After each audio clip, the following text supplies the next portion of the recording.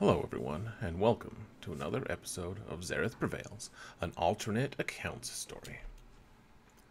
Alright, so before we get too far into this, you guys should know that I don't put a huge amount of effort into my alternate accounts videos. I kind of just do stream of consciousness commentating on a lot of this stuff. I talk about the things that occur to me as I'm watching the video after it's been recorded. In this circumstance, I haven't played these matches for like 2 weeks, maybe 3 even, and so I'm looking at it from a kind of different perspective, and it can be pretty interesting in terms of the decisions we have to make. My character's GP in this case is almost 1.6 million. I think at the time of these matches it's actually even a little bit less, but I've grown a little bit obviously, so anyways, let's get on to the matches. Now, I said earlier that I don't put a lot of effort into these matches. What I meant was the video in terms of like how much time I spend editing it you know, and the comments and everything. I do put a lot of effort into the actual account though for an alt. And I was paired in my first round against a guy with a full Jedi Revan team. There's a lot of guys at this level that can really field a lot of really weird teams and really strong teams.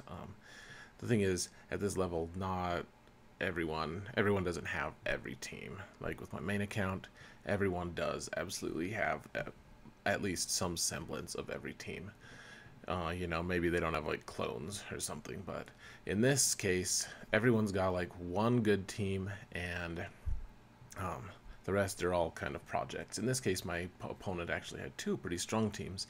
They had a Bounty Hunter squad and a Jedi Knight Revan, and my decision-making process was kind of like, I need to make sure that I'm getting some points against my opponent, and so I used my secondary offensive team, which is like a Gear 8 Bastila lead with a Gear 7 Kenobi and Ezra and Grandmaster Yoda at Gear 11. And really, I mean, I felt pretty confident. My opponent's bounty hunters were decent, but they didn't have like amazing mods, and they weren't Gear 12. I mean, there is a pretty big difference between Gear 11 and Gear 12, and they just weren't Gear 12. So I took in this undersized squad and just kind of went to town, see what I could do. It's not necessarily the most ideal matchup. If Bastila starts putting out too many buffs, Grandmaster Yoda can just get one shot by Boba, and after that happens, you're probably sunk, because whereas Ezra does hit kind of hard, he doesn't necessarily he can't carry the team the way Grandmaster Yoda can. So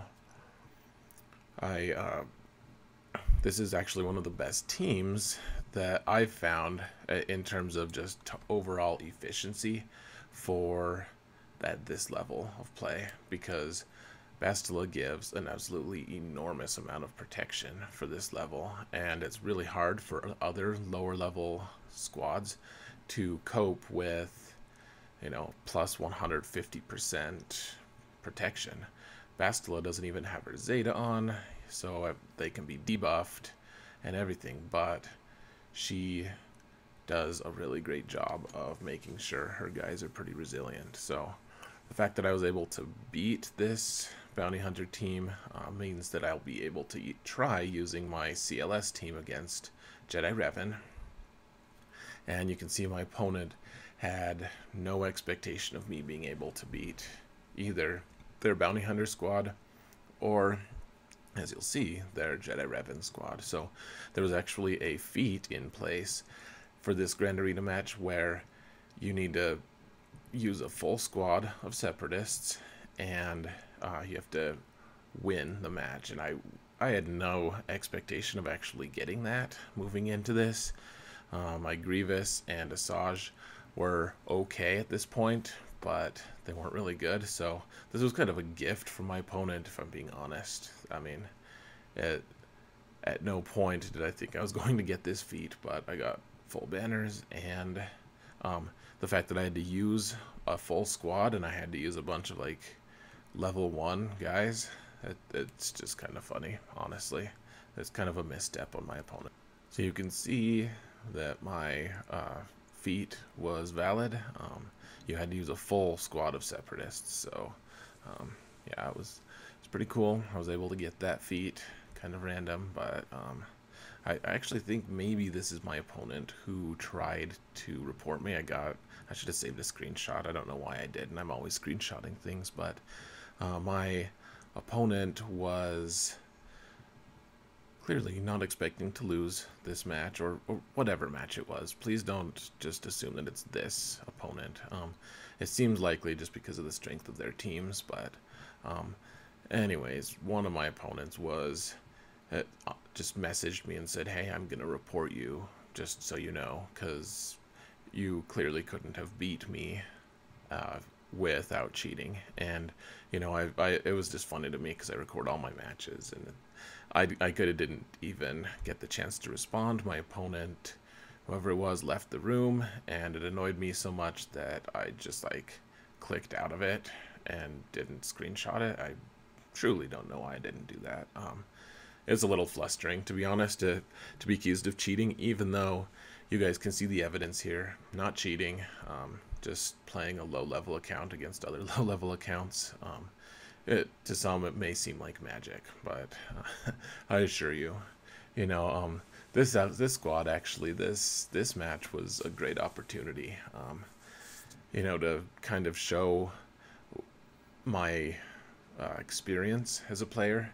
CLS can absolutely beat pretty much every Jedi Revan team, and you have to know how to do it, kind of, and it's usually not perfect, but oh, there's a Dorium League, wonderful, pretty fancy. That's actually the first league that I actually cared about getting into, but anyways, you know, you have to do a string of different things to be able to beat that squad, and to be able to execute at that high level, you have to know exactly what to do. And so, you know, I practiced with my Commander Luke squad a lot, in terms of just that's my arena team, but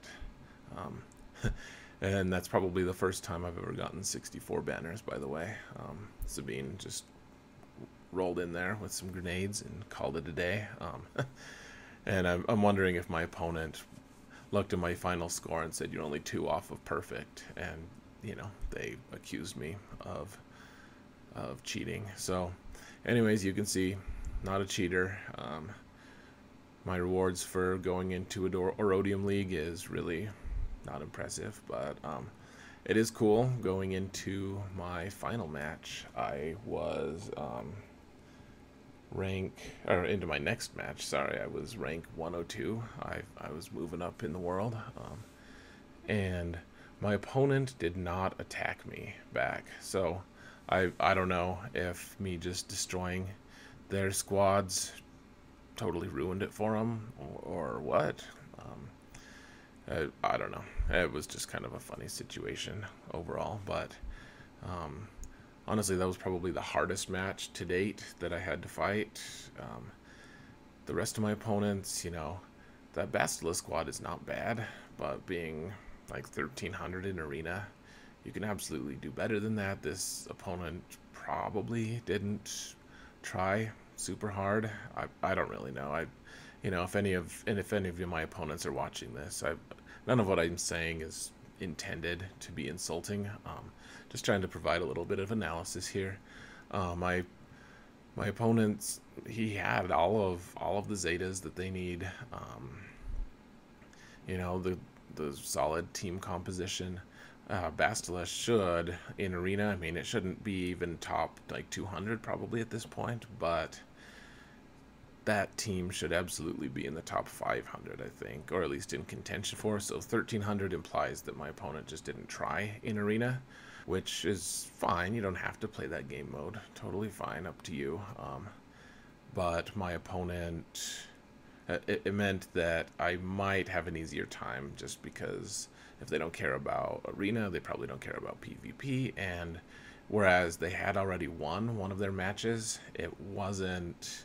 I mean, it's not that hard. I mean, my opponent honestly might have just won because their opponent didn't deploy defenses. I mean, that's a pretty common thing, and even though that didn't really happen for me in any of my matches for my alt, it has happened in the past. So the matchup here with Commander Luke against Bastila is actually really interesting because Bastila has obviously a ton of extra protection, and you can't debuff them at all. And the awesome thing about this is if you have C3PO, every time you do a basic, you're trying to get an expose on, you're trying to apply an expose, and when it's resisted because of her insanely high tenacity,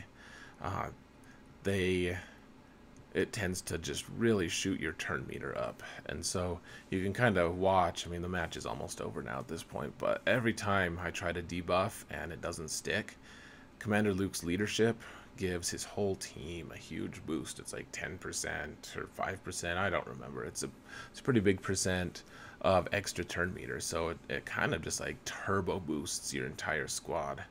And even though the squad, like you want to be able to debuff your opponents, the fact that you're getting so many turns in a row is just it more than makes up for it. That's really one of the most easy matchups ever, even though honestly, like if you're using Bastila, you can probably beat a Commander Luke team as well. I don't know, it's been a while since I've actually tried that, but Commander Luke against Bastila is one of the easiest matches, and I felt like I could use a Commander Luke against their Bastila squad just because that was their arena squad and I wasn't likely to face anything too tough. I did look at my opponent's roster and it seemed to be true. So this was a matchup that I really wasn't that sure of. I had significantly better mods on all of my tunes here, but I did bring Thrawn along. I kind of don't use him that much so far. I'm gonna probably end up putting him on defense with my Empire team at some point, even though he's not good on defense. But in this case, he makes a really great utility 5th character, just because he's able to stop KRU from taunting, from taking turns, from just like debuffing and stunning all my guys. So this match could have gone significantly different.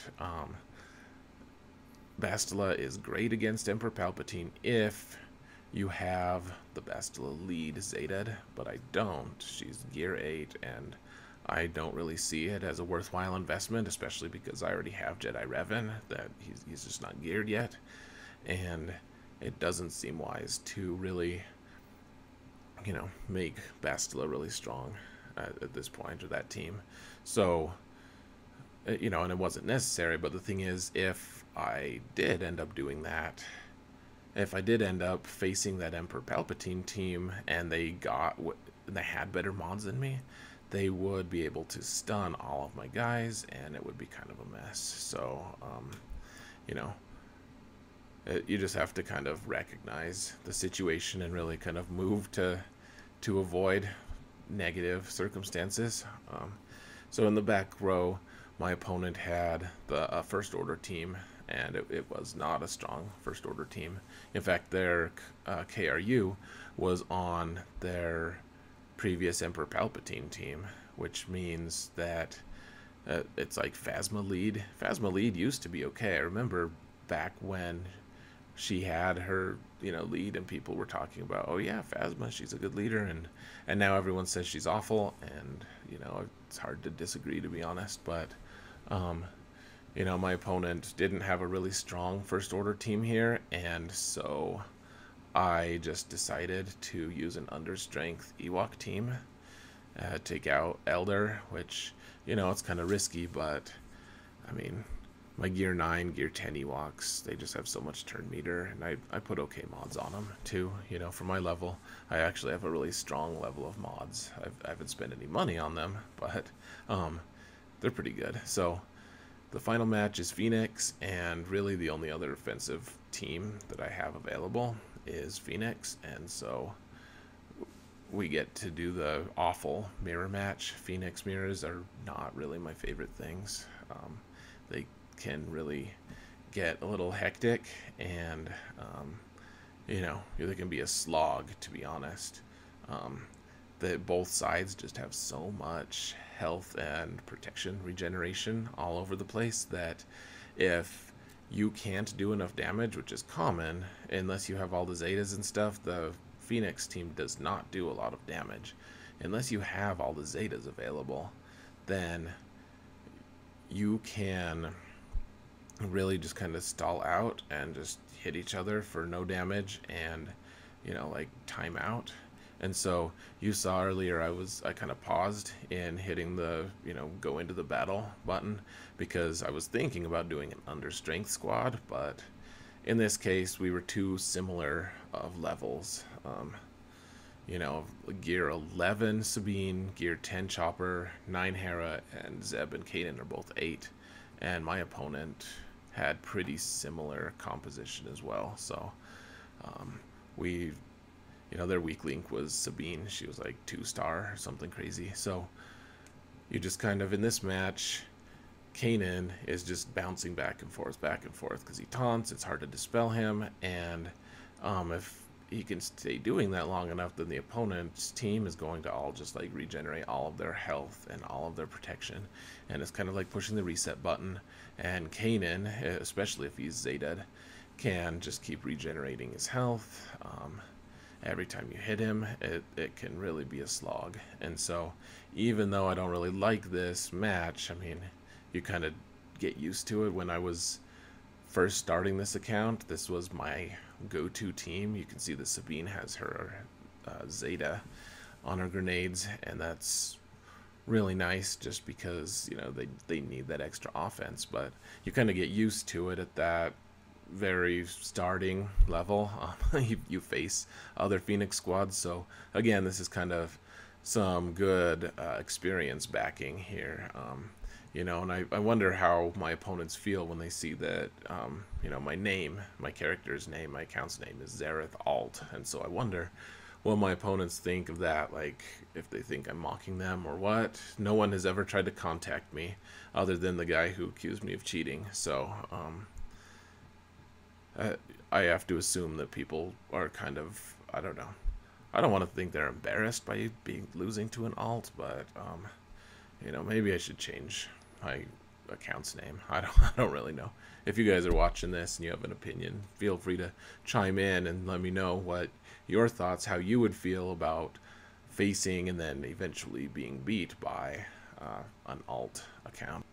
And this was actually a little bit impressive. My final round opponent had Jedi Knight Revan as well, and that's really the first time I've seen someone, more than one person in one of my alt groups have Jedi Revan. So 2 people had Jedi Revan, and even though I had Jedi Revan as well, theirs were fully developed, fully Zetaed. My Jolie he needs some work, and frankly my Gear 7 Revan is also in need of work. So anyways, the first team was a really interesting one. It's like 2 Wookiees, 2 Hans, and Mission, and the only lead in that entire group is Stormtrooper Han. So they're just kind of hanging out with Stormtrooper Han. There's actually 2 taunting tanks, and they're all scoundrels. They've got some interesting synergies, but overall it's like, even though they have Han, they didn't have anyone very well geared at all. And when you're playing at this level, not everyone can be really well geared. You have to use certain teams that just aren't that great, especially if you want to get a full clear and everything, and that's fine. But Bastila, once again, like, her huge protection buff is just a huge godsend in this case. They're not going to be able to punch through my protection, and at the end of the day, like, you get 60 banners just because, you know, my squad was probably better modded and would have done fine anyways, but just that extra protection is really nice. So my opponent had Ewoks in the back with 2 Zetas, which is kind of surprising at this level as well. I decided that my Bosk team should go in, or rather my CLS team should beat their Bosk team. I didn't know it was in the very back zone, but there wasn't any other really viable squads to be able to beat my opponent. So even if I suspected that my opponent had something really amazing in their back zone, I would still be kind of stuck using my Commander Luke team against this squad, just because none of my other squads were able to beat it, and you have to be able to beat the squad in front in order to even access the squad in back. And I know that that's pretty obvious, but if we're just talking really basic strategy, you really need to keep that in mind. You know, my Commander Luke team here is clearly head and shoulders over this Bounty Hunters team, and with my main account, there's just no way I would use Commander Luke to take out this level of Bounty Hunters team. I would use a more kind of in the middle squad, but that's not really an option at the 1.6 million level. You have to just use the squads that are available, and your goal needs to be as many banners as possible. You have to be able to get more banners. You know, that's the obvious. You know, you have to outscore your opponent to win and all that, and it's a really obvious principle, I feel like, but I think a lot of people send these messages to me all the time. They're asking about, you know, what do I do here? All I have is like this overpowered team to beat the front zone, and what do I do? You know, what squad do I use to beat it? And I'm like, well, none of your other squads can actually beat it. So just use your good squad, and then hopefully they have something easy in the back. And in this case, that's the case. That's what happened. So, moving back to the other zone, I decided to take Ewoks versus Ewoks. I did research before the match, and mine were faster, and really that's all that you need if you're going to do this mirror match. It can be pretty nightmarish if you have the slower squad, just because the opponent's team is going to go over and over and over again, and eventually they'll daze you, and then you're just kind of screwed because they're getting a ton of turns, you're not, they're slowly picking you to death. And so only if you have high level gear are you going to be able to beat them. And in this case, my opponent had higher level gear and more Zetas, but I had faster Ewoks, and that was the thing that carried the day. And I don't really know what squad I would have used against them if my opponent's team had outsped me, but probably not Ewoks. Ewoks are all about momentum. You want to be able to, you know, hit the other team and just keep going and going and going, and then put days on them and keep going. Here I decided against First Order to use Phoenix. Phoenix are kind of a decent counter to First Order, even at a higher level.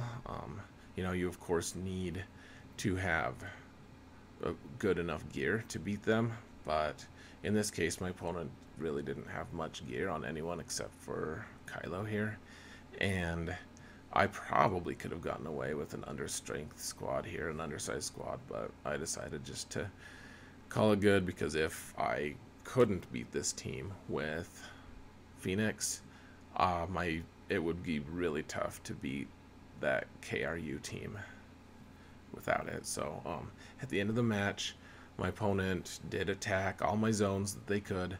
They couldn't beat my Emperor Palpatine team or the squad that was behind it, the like level 80 rebels that aren't very good. They one-shot the Bosk team, which is pretty common. I mean, it looks like a really scary team with all gear 12, and then my undefeated mission team, she's like gear 5, but Kira really does a lot of good damage. I won that match.